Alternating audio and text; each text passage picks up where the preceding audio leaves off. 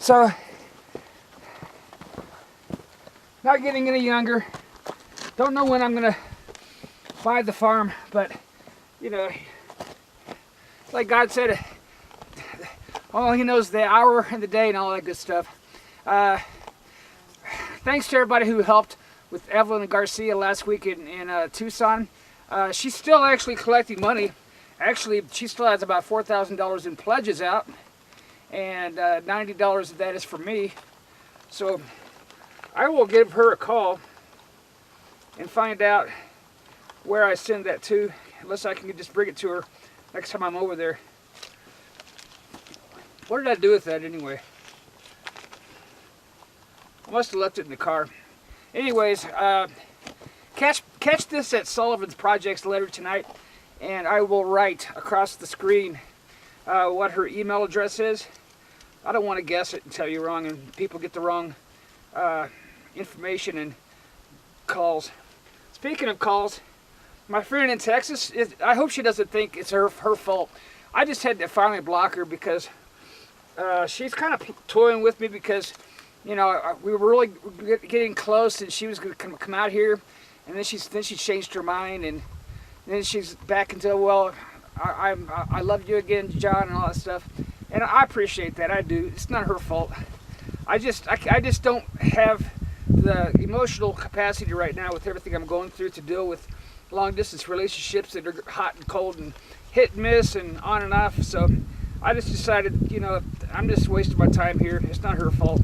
So I blocked her. She's more than willing and welcome to come on Facebook as one of my Facebook friends. But as far as day-to-day contact, she knows I care about her. Probably too much. So it's just no good to have a relationship like that.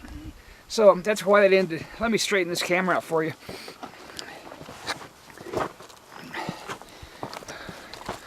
Got some wind up here. So that's that. Going back to church today for the first time in a long time.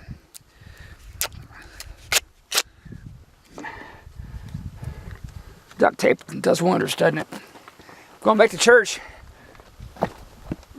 Been out for a couple weeks. I really needed the break. Just had to walk away from it for a while because of some things going on. I felt like I'm just a block away from the church, and they really weren't providing any support for me as a registered parishioner undergoing cancer and cancer recovery. And I just don't know what to say about some things going on. But once again, Evelynn Garcia, I'm going to put her number here. Get with her. Her event has ended. My Superbash has technically ended, but we're going to be giving all the way through the end of the year. She's taking donations for the HDSA effort. I think she said she raised $16,000 with pledges of an additional $4,000. So she had a goal of about $20,000, I think, and I think she's going to hit it. But she does need the help. Her family, I think, Team Moore, was able to raise at least $5,000. That was her goal. But it sounds like a lot of money, but they have to spread that all the way throughout the year. And having Huntington's disease can be a very expensive proposition, medically and otherwise. Not to mention that Jasmine is in hospice this year. And I just so enjoyed meeting her again last week. You can just see on the video, I'm just all smiles, and so is she. She's always that way, though. She's just so joyful and enthusiastic. She's just taken the situation that she's in so well, better than her family is, better than I am. So, really, thanks to everybody who has supported Team Moore, and if you haven't, please do. I have a lot of people ask me questions about why I do stuff like that, and it's because I've discovered that it really is a key to happiness for me.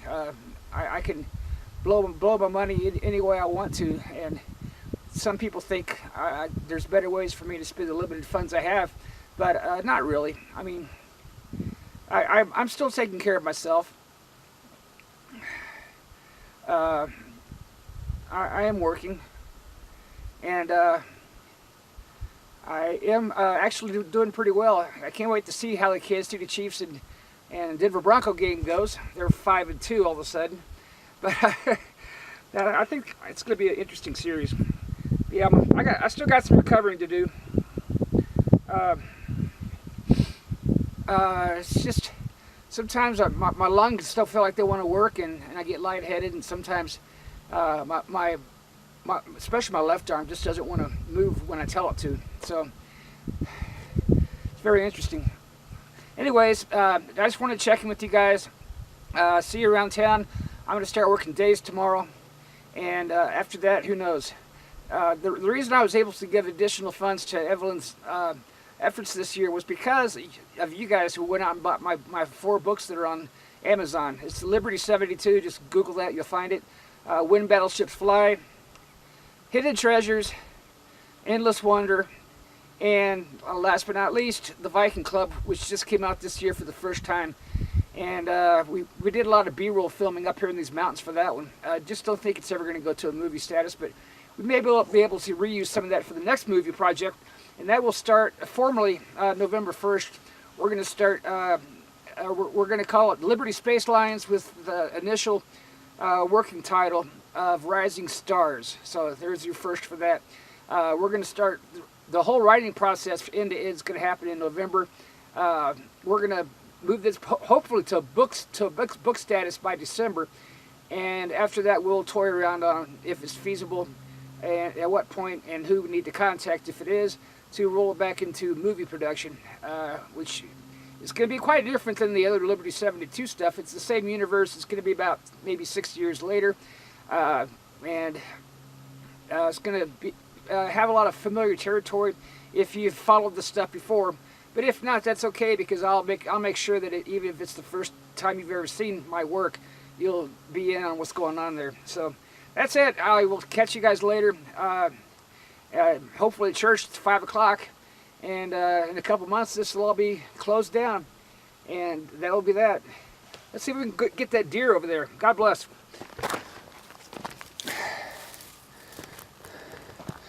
You see, it's a beautiful day out there today in Sierra Vista. This is the Clark Springs Trailhead, and what's cool about this place is you can actually go on a trail that's a very, very beautiful trail, and from the top it looks so small and so low out in altitude, but you really get some nice looks over Sierra Vista. And it goes between here, which is Carr Canyon, and Miller Canyon. So there's a trail that'll take it's mostly it's level, but toward the end there's an awful lot of up and down, and it gets kind of treacherous. But if you have a couple hours to spend, park here or park there, but you got to remember, unless you get a ride, you got to go both ways. But it's just really beautiful, beautiful way to spend the afternoon. If I were smart, I'd have one person here and another person over there, and meet in the middle and do it that way, and drive each other home, back to their cars. Once again, very exciting November coming up. I'm going to be, you really can never tell what I'm going to be doing, but on the 4th, there's the fly-in up here at the airport. You can actually jump in a Cessna and come up here and see Carr Canyon from the air for about $125 an hour. But you have to do it after 11 because they're taking kids up for free all morning. All the planes from Cochise College, the aviation school down there, they're coming up here as part of their credit. They will actually have to fly Cessnas. And I don't know if I'm going to be doing that this year or not. My guess is probably yes. So stay tuned for that. I'm just trying to map out this new book / movie we're doing, Liberty Space Lines, and I think I already know a lot of it's going to be filmed here anyway if it does go to film. And so I just want to kind of get a scout on some areas that I want to take the cameras to. There's already a whole bunch on the backside of this mountain, on West Montezuma Road, that goes between Parker Canyon Lake and the Coronado National Monument. And that's the most beautiful place to film in the whole world. There's no power lines, no buildings, no houses, no contrails.